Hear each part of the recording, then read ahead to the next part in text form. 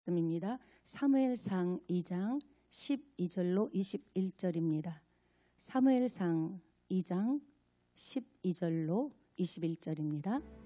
엘리의 아들들은 행실이 나빠 여호와를 알지 못하더라.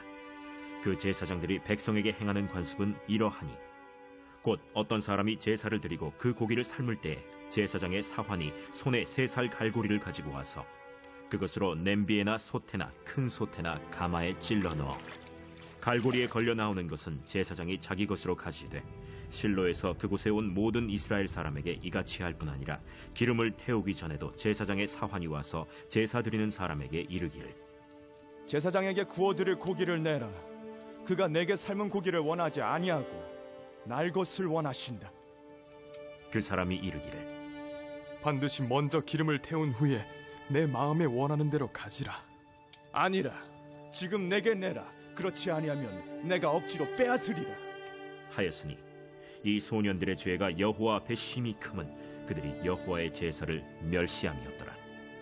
사무엘은 어렸을 때 세마포 에봇을 입고 여호와 앞에서 섬겼더라.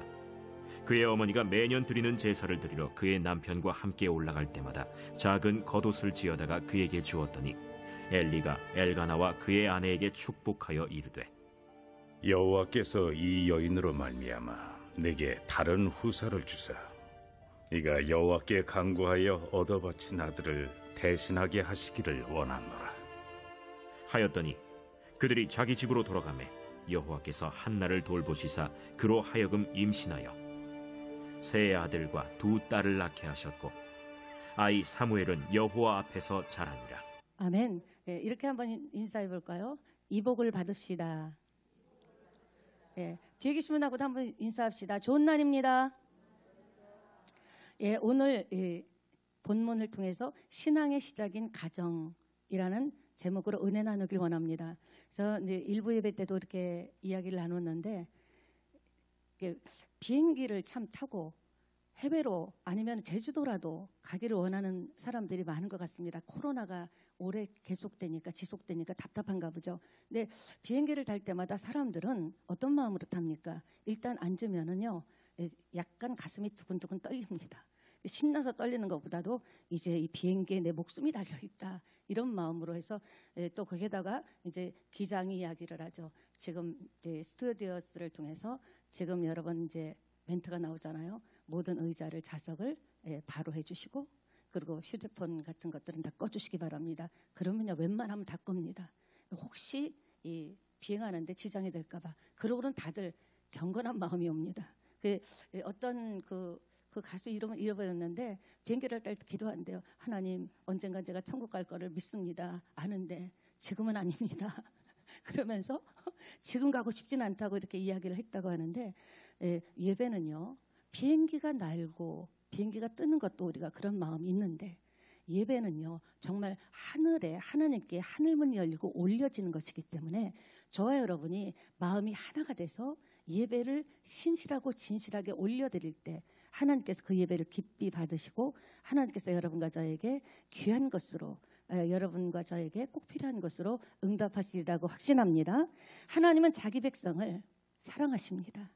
어느 정도? 지극히 사랑하십니다.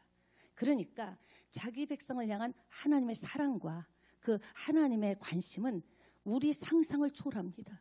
우리가 자녀에게 가지고 있는 그런 사랑과 관심하고는 비교할 수 없을 정도로 그러니까 하나님은 자기 백성의 현 주소를 아신다라는 거죠. 이게 뭐 몇 동 몇 호에 산다 어디에 산다 그게 아니라 지금 내가 어떤 처지에 있는지 어떤 환경 가운데 있는지 어떤 문제 속에서 아니면 어떤 일 속에서 예배자로 이렇게 나왔는지 우리의 필요한 모든 것들을 우리 머리털업까지 세신받았는데 말하면 뭐가 되겠습니까? 그죠? 정말 하나님 여러분을 아십니다. 그것이 얼마나 든든한지 모르겠어요. 얼마나 힘이 되는지 모릅니다. 하나님이 여러분을 아신다라는 것은 뭐예요? 보고 계시고 지켜보시고 그리고 방법은 길은 여호와 하나님께 있는 줄 믿습니다. 오늘 이 메시지를 통해서 여러분의 삶과 저의 삶이 정말 한 뼘 아니 손 한마디라도 변화되고 그 은혜대로 살 수 있다면 우리 새찬양교회와 저 여러분은 미래가 있다고 확신합니다. 시대마다 어찌 보면 다 아픔이 있어요. 우리 사는 이 시대는 이 시대대로 아픔이 있고 우리 이전 시대는 이전 시대대로 또 우리 미래, 우리 자녀 세대, 후손은 또 나름대로 아픔이 있고 절망이 있겠죠. 근데 시대마다 절망을 느끼는 부분은 다르다라는 거죠. 내용은 다르다는 겁니다. 사무엘이 태어났던 이 시절은 어린 시절은 희망이 없었습니다. 희망이 절망이었어요. 일단 외국의 침략과 지배하에 있었고 허구한 날 블레셋이 쳐들어오는 거예요. 숨 쉴만 하면 또 쳐들어오고 그러니까 항상 사람이 신경이 예민하고 평안하지 못하죠. 약탈을 가지고 모든 것을 빼앗아 가지고 그때 문제는 뭐냐 이스라엘에게 방어 능력이 없었다라는 거예요. 지금 우리가 왜 질병, 전염병을 무서워합니까? 전염병이 들어오더라도 방어할 수 있는 면역력이 강력하고 세면은 어떤 병이 들어와도 밀어낼 수 있는 것이죠. 근데 지금 이 이스라엘은 국방력이 하나도 없고 어떤 대응할 수 있는 힘이 하나도 없다라는 겁니다. 그러니까 무슨 말입니까? 절망 그 자체예요. 맨날 공격당하고 방어도 못하고 또 추수 전에는 가만히 냅둡니다. 그래서 추수 전 이제 내일 모레 추수한다 그러면 그때까지 냅두니까 이스라엘 백성들은 이번에는 약탈을 안 해가나? 그래서 입에 풀칠이라도 하고 자식들 입에 밥이라도 넣어주겠다. 이런 생각을 했는데 바로 추수하는 걸 어떻게 하는지 그때 적시에 들어와서 모든 것을 빼앗아 가니까 희망 고문이죠. 여러분 희망 고문이 뭡니까? 안 될 것을 알면서도 될 것이라는 희망을 갖는 거죠. 근데 그래서 결국 안 되는데 고통을 주죠. 믿음하고 다릅니다. 게다가 더 큰 문제는 12절에 오늘 우리가 함께 읽었지만 지도자들의 타락입니다. 사사시대의 지도자는 그냥 지도자, 영적 지도자뿐만 아니라 정치적 지도자 일치했어요. 같이 정치적인 것도 사역했고 또 영적인 일도 할 정도로 일치하게 두 가지를 했습니다. 근데 지도자가 타락하니까 희망이 없죠. 이 엘리 제사장의 두 아들 홈리와 비나하스 이 보면요. 성경에 어떻게 나와 있는가? 여호와를 행실이 나빠 여호와를 알지 못하더라. 여호와를 알지 못하는데 어떻게 제사장 아들이 됐을까? 아버지가 제사하는 걸 봤을 텐데 여호와에 대한 지식이 없는 게 아니라 하나님의 존재를 무시했다라는 거예요. 하나님이 무시하고 멋대로 하나님을 인정하지 않은 거죠. 하나님을 하나님으로 대접하지 않았다라는 거죠. 하나님이 어떤 분인 것 지식은 알고 있지만 그 문제죠. 당시에 이 짧은 한 구절이지만 타락상을 보여주는 그런 표현이죠. 대표적인 표현이죠. 불량하고 행실이 나빠 여호와를 알지 못했다. 아니 어떻게 이런 일이 있을 수 있을까요? 두 아들이 똑같이 다 이렇게 됐을까? 불량자가 됐을까요? 이는 본문 전후에 나오는 사무엘 모습과는 완전히 대비되고 대조되는 모습이 오늘 이 엘리 제사장의 두 아들입니다. 그런데 여러분 저도 이렇게 살다 보니까 우리가 생명복음을 통해서 그거는 복음이지 그건 지식이 아니다 이렇게 얘기하는데 많은 분들이 하루아침에 변하지 않는 자신에 대해서 굉장히 가슴을 칩니다. 근데 여러분 사람이 어떻게 하루아침에 변하겠습니까? 수십 년 습관이 되고 몸에 밴 행동이 은혜 받았다고 하루아침에 바뀔 수는 없는 거예요. 그러니까 자기 자신에게도 가슴만 칠 것이 아니라 시간을 줘야 되는 거예요. 내가 나에게도. 지금 보니까 하루아침에 사람이요 경건한 사람이 되는 것이 아닙니다. 하루아침에 사람이 불량한 사람이 되는 게 아니에요. 행동과 매일매일 행동이 쌓이고 모이고 고여서 이게 쭉 그것이 인격이 돼서 인품이 돼서 불량한 사람 아니면 신앙이 좋은 사람이 되는 거지 어느 날 은혜 한 번 받았다고 뒤집어지는 것 순간은 뒤집어지지만 그러나 삶이 변화되는 것은 부단한 자기와의 싸움이 필요하다는 겁니다. 올은 가정의 달입니다. 여러분 이렇게 가정의 달이 가고 있는데 사람의 시작과 끝은 어디에서 이루어집니까? 가정에서 이루어집니다. 그 사람의 됨됨이 그러니까 많은 분들이 교회 주일학교에 아이를 맡긴다고 생각하고 중고등부 맡긴다고 생각하는데 아닙니다. 유대인들의 교육은 그렇지 않습니다. 가정에서 철저히 교육하고 또 회당 또 교회 가서는 보충하는 것이 중요한 거지 학업도 자녀를 키우는 모든 것도 학교에 맡기는 것이 아니라 가정에서 양육을 해야 되는 거예요. 그러니까 보면은 개인의 행복도 마찬가지입니다. 개인의 불행도 어디서 나옵니까? 아무리 밖에 나가서 좋은 일이 있어도요. 집구석이 시끄러우면요. 편치 않은 거예요. 개인의 행복과 불행도 어디에 있다? 가정에 달려있다라는 겁니다. 그만큼 가정이 중요하다라는 거죠. 그래서 왜 우리가 아이들을 이렇게 보면은 모방을 합니다. 그러니까 이런 얘기예요. 아이고 자기 아빠하고 똑같네. 자기 아빠하고 자는 모습도 똑같고 음식도 똑같네. 그런 유전적인 요소도 있겠지만 아이들은 뭘 봅니까? 부모, 엄마, 아버지를 모방한다라는 거예요. 예, 흉내를 낸다라는 거죠. 그럴 수밖에 없습니다. 그러니까 교회도 아니고요. 예, 학교도 아니고 정말 자녀에게 영향을 줄 수 있는 것은 누구다? 부모란 겁니다. 가정에서 영향을 줄 때, 가정에서 선한 영향력을 끼칠 때 그 아이들이 정말 사회에서도 건강한 사회생활을 할 수 있다는 거죠. 여러분 그렇습니다. 그러나 그럼에도 불구하고 자녀 양육에 대해서 자신감 있는 사람 한번 손 한번 들어봐 주세요. 예? 영상으로 들으시는 분도 손 한번 들어봐 주세요. 예, 제가 별명을 짓겠습니다. 뭐라 그래야 되나요? 참 뭐라고 할 말이 없네요. 머리 망치로 맞은 것 같아요. 우리 교회 이런 분이 있다니. 제가 일단 물을 한 잔 마셔보겠습니다. 침이 바짝바짝 마릅니다. 예, 사실 우리가 이 땅에 살아가다 보면 어떤 분야만큼 자신 있는 게 있어요. 이거 내 재능이 있네. 내가 이런 재능이 이런 부분에 있었네. 그리고 은사도 있고 이거 나한테 딱 맞네 하면서 자신감이 생기는 부분이 있습니다. 그런데 그렇게 자신감 있게 쭉쭉 뻗어가다가 어디에서 딱 막힙니까? 자녀 양육 앞에서는 딱 무너지는 거예요. 그런 말 있잖아요. 자녀를 키우다 보면 저나 저를 포함해서 여러분이나 이게 정말 내 맘대로 되는 게 아니구나. 자식을 키우는 게요. 내 맘대로 안 되는데 가슴을 쳤는데 가만히 보니까 우리 엄마 아버지도 가슴을 쳤더라고. 저 경이가 내 맘대로 안 되는구나. 이렇게 자꾸 흘러내려오고 이어오는 것 같아요. 내 맘대로 내 뜻대로 안 되죠. 정말 내 뜻대로 안 되는 것 중에 최고로 안 되는 게 뭐냐? 처절하게 느끼는 게 뭐냐? 자식 문제는 내 뜻대로 안 되더라는 거죠. 아주 처절하게 느끼는 거예요. 너무나 고통스럽게 느끼죠. 그래서 저는 이 자녀 양육이라는 것은 이 고통을 통해서, 처절함을 통해서 때로는 피눈물을 흘리죠. 가슴을 치고 자식이 잘 되기를 바라는 것은 부모의 마음 아닙니까? 근데 진짜 어떤 때는 자식에 대해서 배신감도 들고, 어떻게 나한테 이렇게 이야기하고 이렇게 나를 대할 수 있나? 내가 어떻게 키웠는데? 그래서 부모님 말이 그거잖아요. 내가 지를 어떻게 키웠는데? 저는 그렇게 생각합니다. 하나님 앞에서 우리를 겸손으로 이끄는 것이 자녀 양육에 대한 내비게이션 같아요. 나를 내비게이션이 우리를 이렇게 이끄듯이 자녀 문제 때문에 내가 겸손해지는 거예요. 자녀 문제 때문에 내가 정말 무릎 꿇게 되고, 참 하나님의 그것도 은혜라고 생각합니다. 그렇습니다, 여러분. 자녀 양육 차원에서 볼 때 성경에도 보면 자녀를 잘 양육한 분 있고요. 자녀 양육을 잘못해서 당대뿐만 아니라 자손 후대까지 아쉬움과 아픔과 정말 고통을 남긴 그런 인물도 있다라는 거예요. 저와 여러분은 예수 믿게 됐습니다. 그럼 내 때부터 시작인 거예요. 내가 이제 시작인 거예요. 윗대는 이제 하나님 손에 있는 거고요.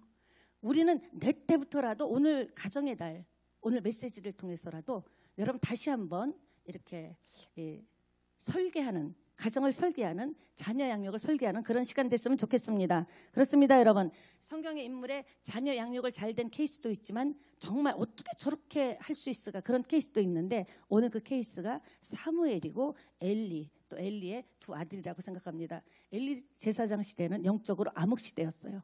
사람들이 영이 다 어두운 시대였습니다. 그러니까 내 마음대로 사는 거예요. 아주 엉망진창이죠. 그러니까 이 엘리 제사장의 두 아들은요, 자기 마음대로, 자기들도 제사장 자녀이기 때문에 그때는 아버지가 제사장이면 자식도 제사장, 그것을 계승합니다. 그것을 물려받기 때문에 아직 소년이고 어리지만 제사장이거든요. 인턴 제사장이라고 할까요? 그런데 이 자녀들이 너무 자기 마음대로 하고 멋대로 하니까, 우리가 자녀 생각하면 기쁘고 흐뭇하신 분들도 계시겠지만 대부분의 부모님들은 가슴이 찢어지는 부분도 있을 겁니다. 진짜 어떻게 이렇게 새끼 일은 이렇게 안 될까? 내 마음대로 안 될까? 내 마음이 아니라 자기 잘 되라고 하는 건데, 그리고 남들이 자녀 자랑하면요 굉장히 마음이 아프고 속상한 사람도 있을 거예요.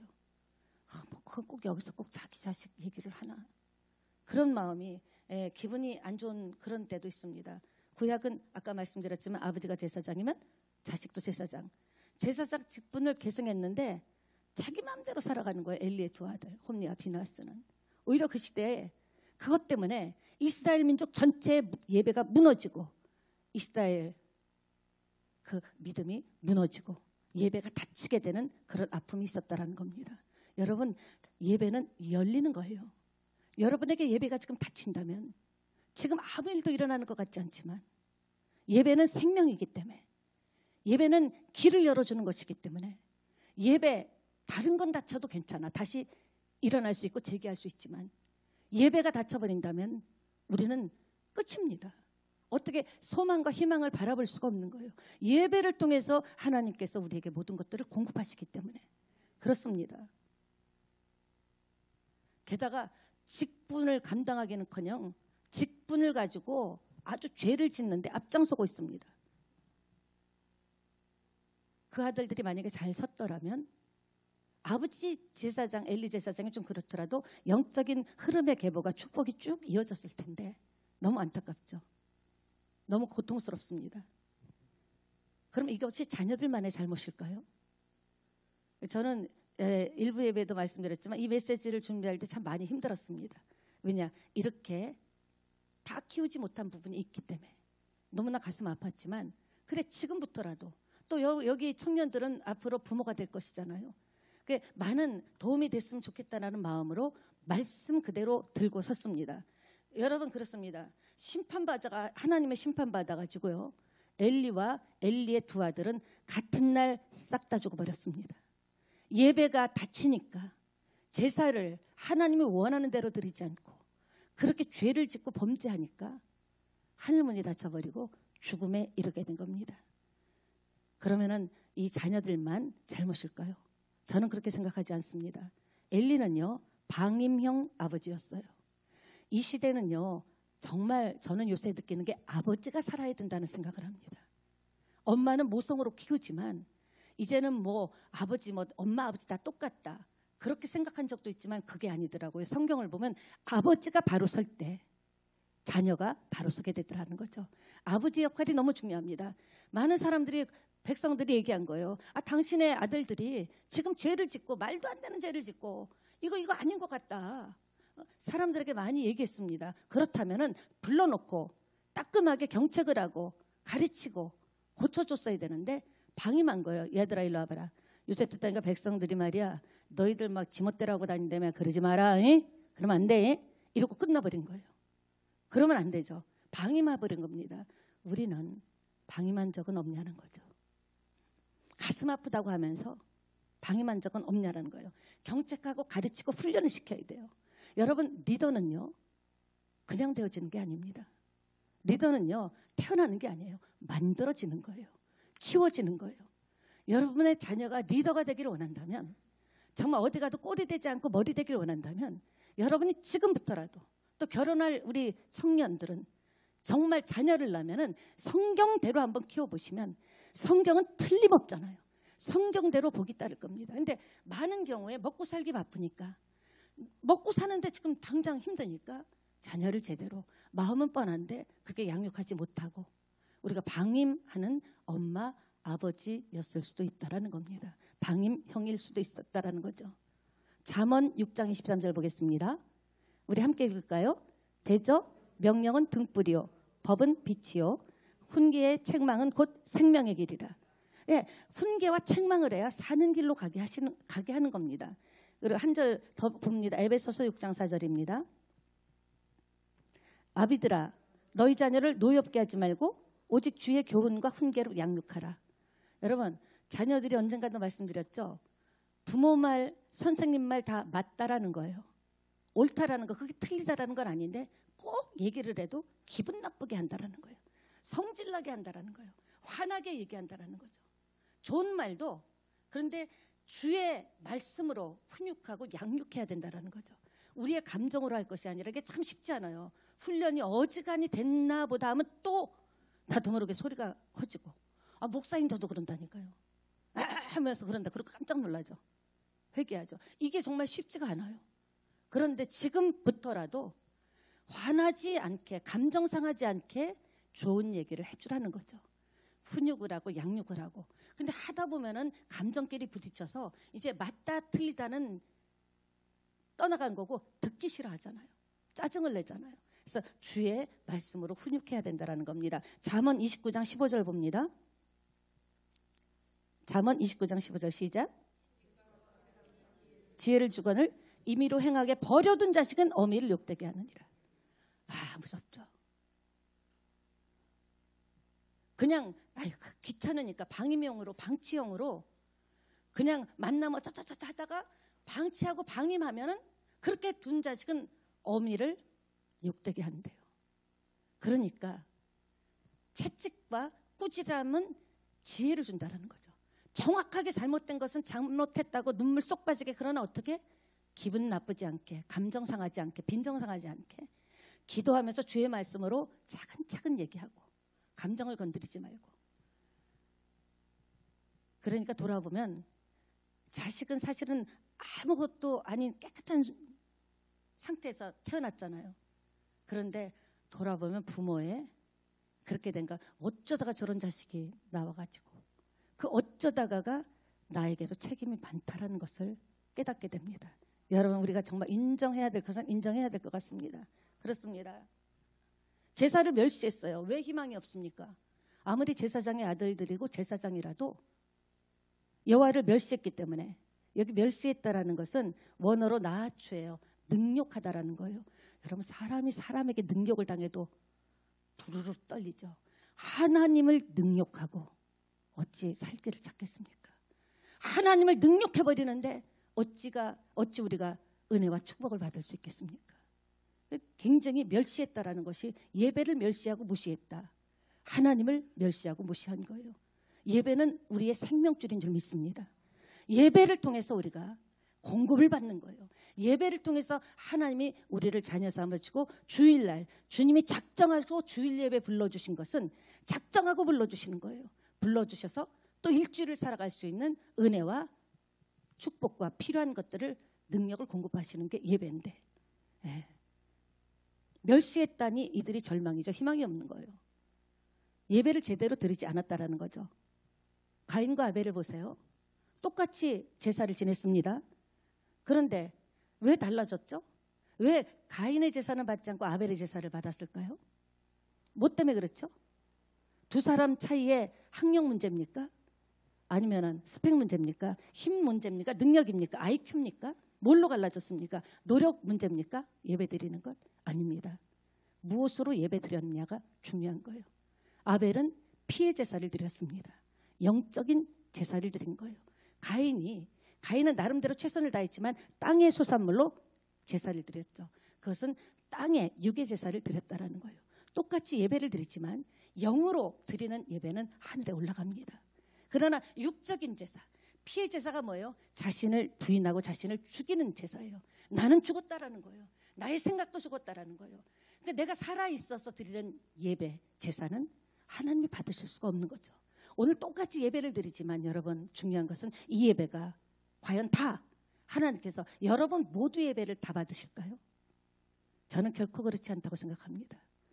피의 제사를 드리는 예배, 자기를 부인하고 드리는 예배, 오직 주님만 바라보는 예배, 그 예배가 하나님이 받으시는 신령과 진정한 예배라는 거예요. 여러분, 그걸 꼭 기억하셨으면 좋겠습니다. 그러니까 딱 하나 예배로 갈라진 거죠. 오늘 이 시대도요, 딱 하나, 별것 없어요. 학벌, 재력, 그런 거 문제가 아니더라고요. 하나님이 복주기로 작정하면, 우리 교회 그때 베드로 기적에 이제 장로님 되셨는데 오셨었잖아요.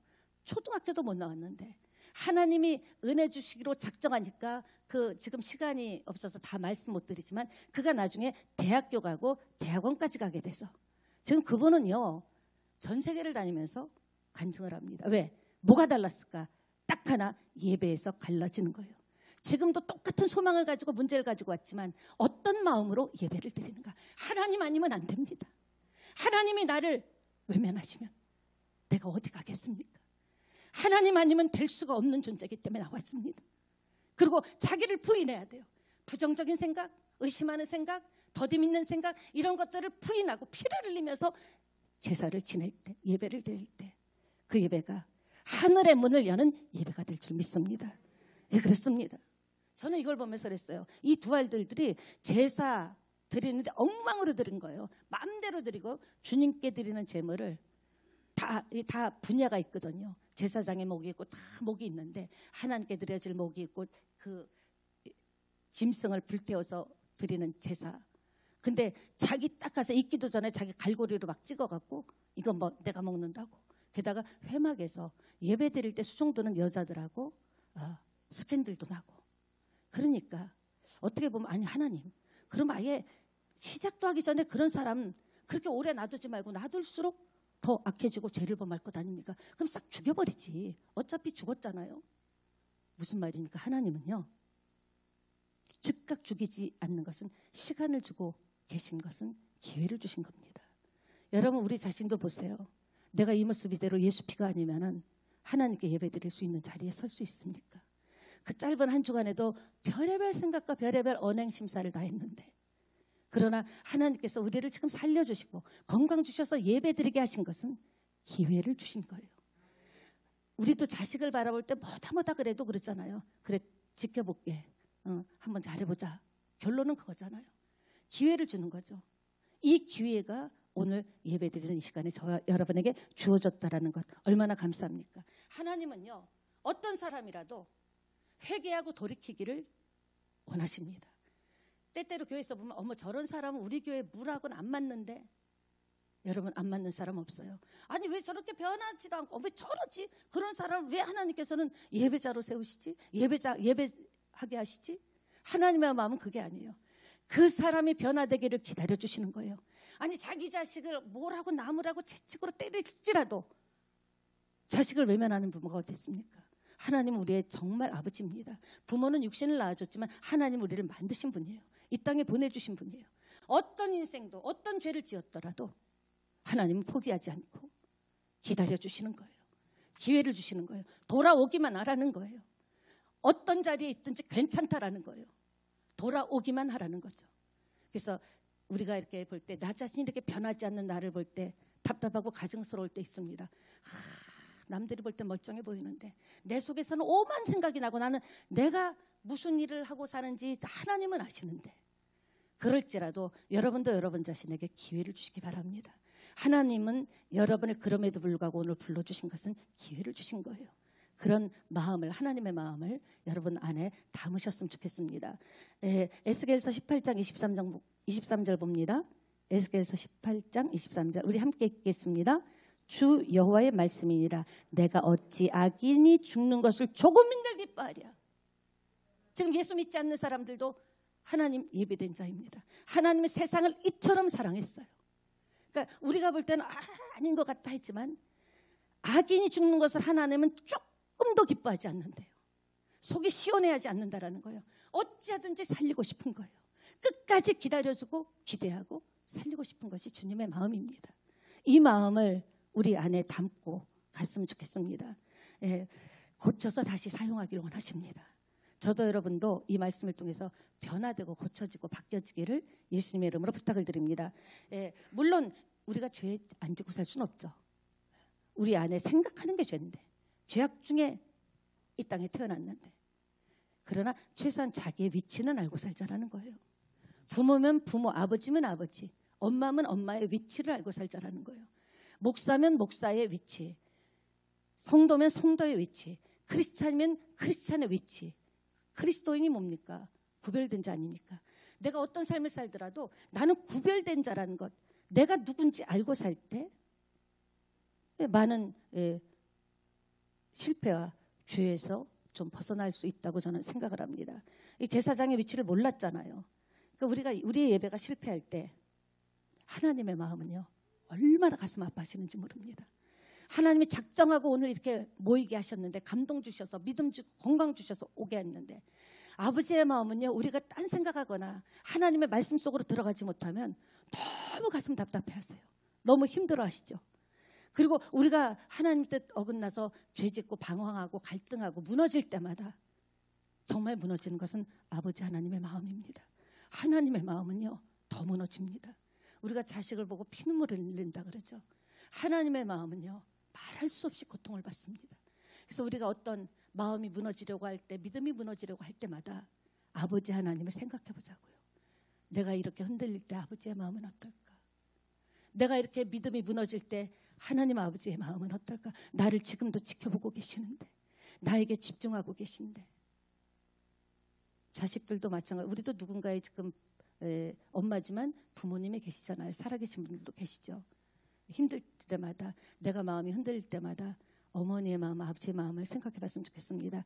반면에 어머니 한나가 눈물의 기도를 얻은 사무엘은 어머니 품에서 젖을 뗀 후에 여호와의 집에 올라가서 여호와께 드려졌고, 또 이 엘가나와 한나는 그 엘리 제사장에게 부탁합니다. 엘리 제사장, 우리 아들 어린 아들인데 젖됐잖아요. 어린 아들인데 잘 키워주시고 잘 돌봐달라고 감사하게 생각하겠다고 인사까지 하면서 맡깁니다. 어떻게 난 아들입니까? 피눈물 흘리면서 한나가 심히 정말 괴로워서 피눈물로 얻은 아들인데 약속했기 때문에 아들을 주시면은 머리에 삭돌되지 않고 하나님께 바치겠다고 약속을 했기 때문에 그 젖된 지 얼마 되지 않지만 하나님께 약속을 지켰다라는 거죠. 여러분, 하나님은 약속의 하나님이십니다. 우리가 약속을 지킬 때 하나님은 기뻐하시고 더 큰 약속을 주십니다. 더 큰 은혜를 주신다라는 거죠. 그러니까 다시 말씀드리지만 함부로 하나님 앞에 서원하지 말자라는 거예요. 차라리 입을 다무는 게 낫죠. 제가 이제 이렇게 살기로 했습니다 하고 지키지 않는다라는 것은 하나님 보실 때 하나님은 별명이 약속의 하나님이야. 내가 약속을 지키면 더 큰 약속을 주시고 더 큰 은혜를 주실 줄 믿습니다. 그러니까 여러분 이런 생각을 하셔야 돼요. 원하는 게 클수록 용기가 필요하고 원하는 게 클수록 믿음이 필요한 거예요. 근데 잔잔한 거는 그냥 기도하면 되지만 정말 내 인생의 획을 긋는 어떤 원하는 게 크면은요 그만큼 큰 믿음과 용기가 필요하다라는 거죠. 그런 은혜와 용기가 여러분에게 임하시기를 축원합니다. 여러분에게 찾아온 고난이 무엇입니까? 내용이 무엇입니까? 종류가 무엇입니까? 크기가 얼마나 사이즈입니까? 내가 내 힘으로 해결할 수 없는 고통과 절망은 무엇입니까? 어떤 마음으로 오늘 오셨습니까? 내게 찾아온 고난을 푸념하고 원망하지 말자라는 거예요. 어차피 온 거잖아요. 그것이 질병이든 물질 문제든 자식 문제든 어차피 왔다면 이 고난의 뒤편에 있는 하나님이 주실 은혜, 하나님이 이 고난을 통해서 나를 가르치시고자 하는 것은 무엇인가?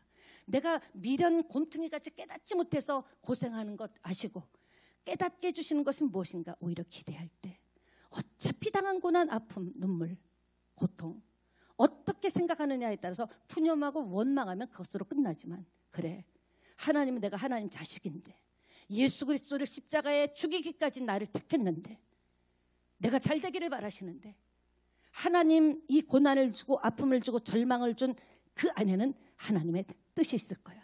내가 이것만 통과하면 사흘 후에는 부활이 열리죠.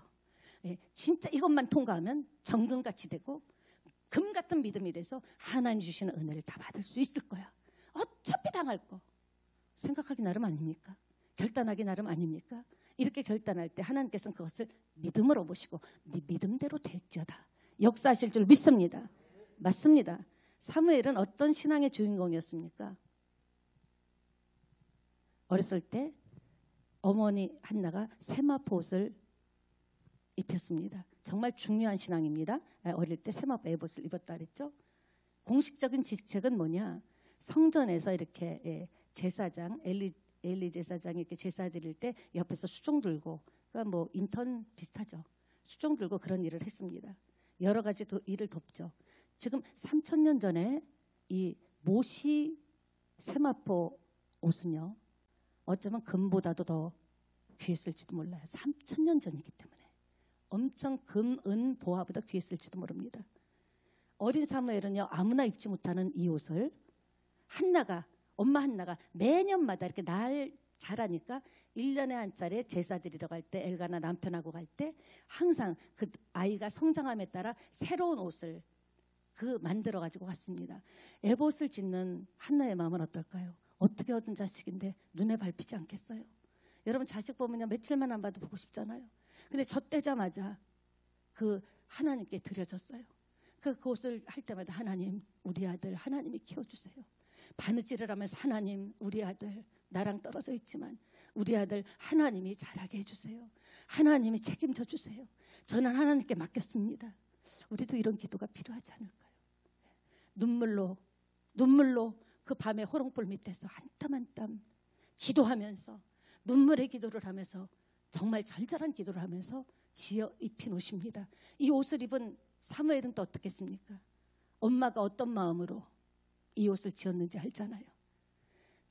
그래 엄마가 나를 위해서 날마다 눈물로 기도하는데, 그렇게 애타게 기도하는데 내가 바른 길 가야지. 그 어린 마음에 왜 흔들림이 없었겠어요? 집에 가고 싶지 않았겠어요? 엄마가 왜 보고 싶지 않았겠어요? 그런데도 그 에봇을 볼 때마다 자기가 누군지를 안 거예요. 엄마가 나를 위해서 이렇게 기도하고 눈물로 기도하는데. 그래서 이런 말이 있더라고요.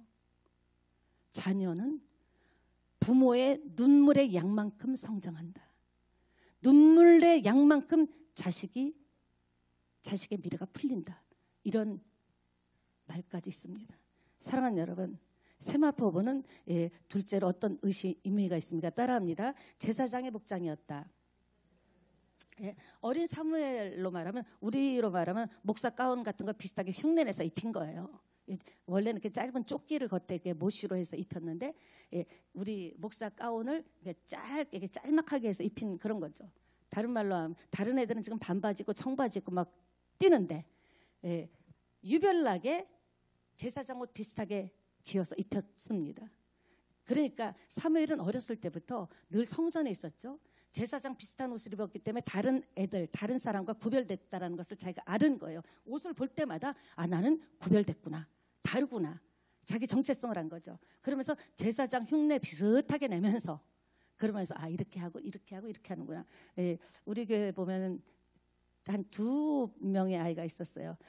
가깝게는 솜규리는 아기 때부터, 어렸을 때부터 교회에서 있었기 때문에 금요철야만 되면, 이젠 진짜 철 들었다고 안 그러는데요. 금요철하고 불 딱 끄고 이제 기도합시다 그러면요, 이러고 지켜봅니다. 누구 안수해 줄까 보면서 그 의자까지 올라가서 얼마나 안수를 세게 해주는지, 또 그 안수 받고 또 좋았다는 분들도 있습니다. 본 게 그거니까. 어렸을 때 어느 물에서 노냐가 중요한 거예요. 어렸을 때 누구와 함께 하냐가 중요한 거예요. 그래서 요새 그 서울에 좀 자칭 귀족이라는 분들은 초등학교 때부터, 그것도 늦다는 거죠, 아예 영아기 때부터 끼리끼리 놀게 하는 거예요.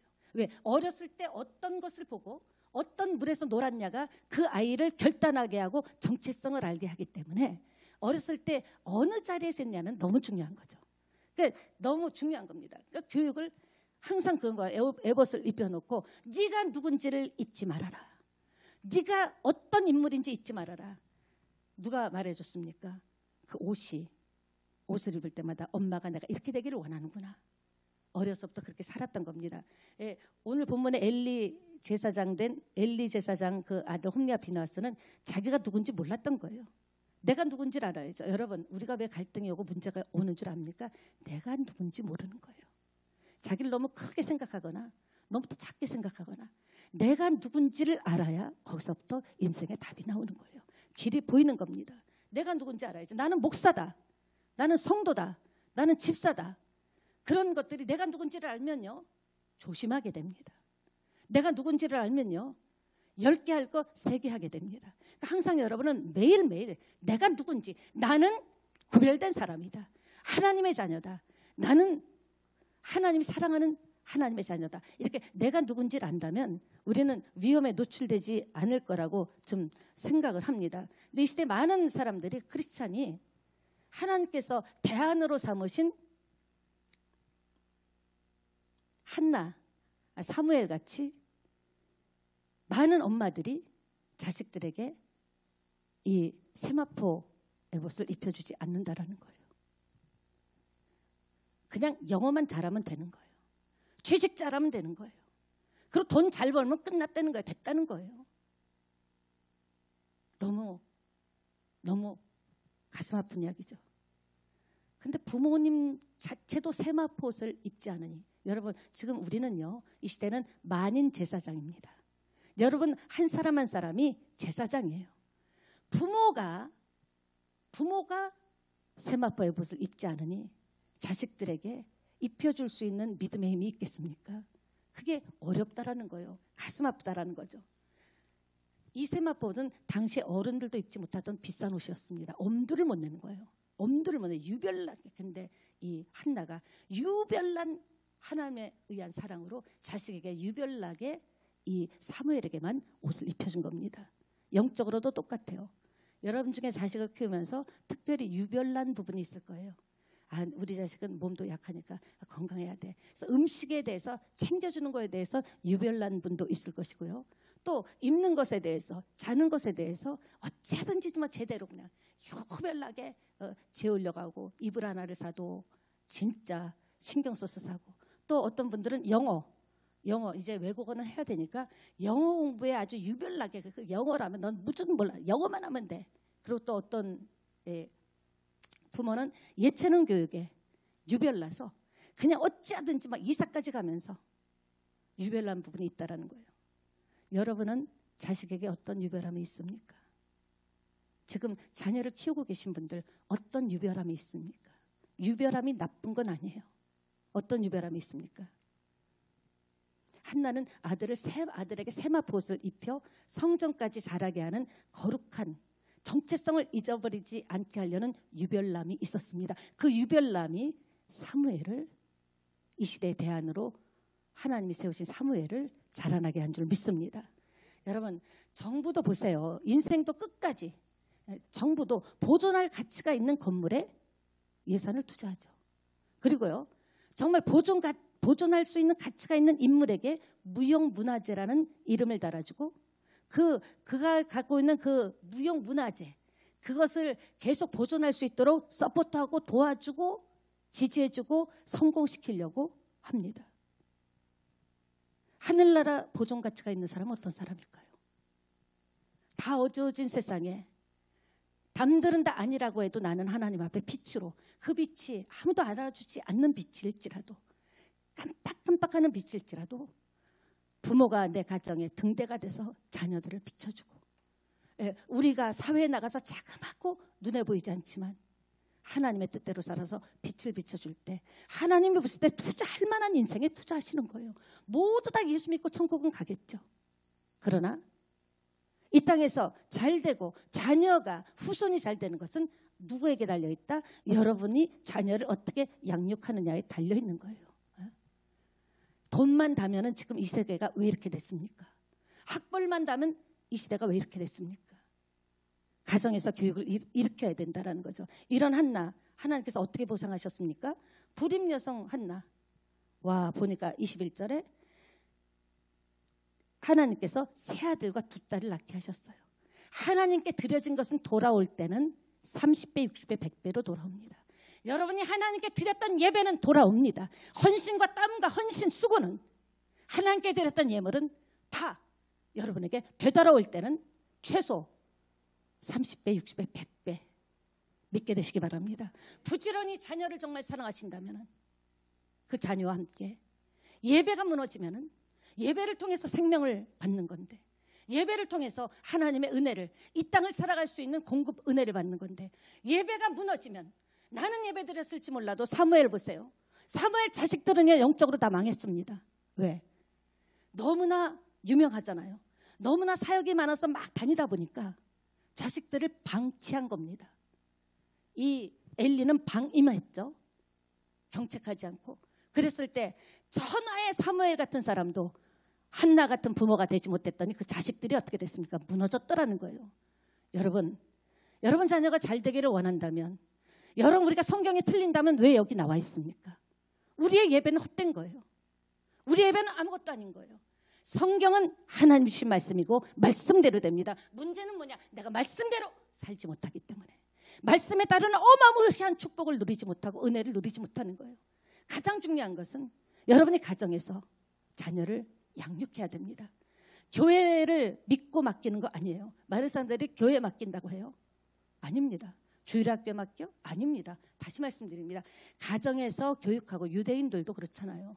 보통 가정에서 집중교육을 하고 학교, 회당에서는 보충 수업을 하듯이 그렇게 생각하는데, 우리는 그냥 맡겨버리잖아요. 학교에 맡기고 교회에 맡겨버리면 그냥 뭐 교회에서 주일학교, 중고등부, 청년 또 어른들 예배 드리니까 될 것이다. 아닙니다. 여러분의 가정에서 한나와 같이 애봇을 찢는 마음으로 눈물을 흘리면서 자식을 위해서 기도해야 되고 그 자식의 손을 잡고 정말 자식이 잘 되기를 원한다면 이 자리에 앉혀야죠. 그 자식이 잘 돼야죠. 우리 일대만 축복받고 은혜 받으면 못합니까? 지난주에 말씀드렸잖아요. 우리는 다 믿음이 있어요. 출애굽 1세대예요. 그럼 2세대인 여러분의 자녀가 지금 어디 있냐는 거예요. 근데 3세대 어림도 없죠. 오늘부터 우리가 하나님께서는 기회를 주시기 때문에 정말 자식이 잘 되기를 원한다면 만약 이 성경이 가짜라면 몰라도 주님께서 대대 손손 축복받는 방법을 과거는 기억도 하지 말래요. 지금부터 우리가 자식을 내가 키워야 되는 거예요. 선생님한테 맡기지 말고 주일학교 간사한테 맡기지 말고 내가 키우고 내가 양육하고 내가 기도하고 예배 자리에 끌고 나와서 같이 예배하고 하나님의 영광과 임재를 보여줄 때 그 아이들은 전 세계적으로 우리가 부산에 기장에 구석에 있지만 산꼭대기에 있더라도 여러분이 오늘부터라도 그렇게 하신다면 우리의 자녀들은 전 세계 열방을 휩쓸 수 있는 위대한 인물들이 나올 것이라고 확신합니다. 제 말이 아닙니다. 성경의 말씀입니다. 기도하시겠습니다. 아버지 은혜를 감사합니다. 주님은 어서 돌아오기만 하라고 하는데 어서 돌아오기만 하면 된다고 하는데 하나님 나는 자식에 대해서 손을 놔버린 부분도 있습니다. 솔직히 해도 안 되니까 나만 마음 상하고 고통스러워서 안 되는 건 안 되나 보다 하면서 손을 놔버린 부분을 회개합니다. 아버지시여 우리 자식은 부모의 거울이라고 했는데 믿음으로 양육하지 못한 죄를 회개합니다. 오늘부터라도 말씀대로 말씀에 의지해서 아버지 자녀를 노엽게 하거나 화나게 하지 않고 감정을 상하게 않고 말씀으로 양육하기를 원합니다. 힘을 주시옵소서. 예수님의 이름으로 기도합니다. 아멘. 우리 어서 돌아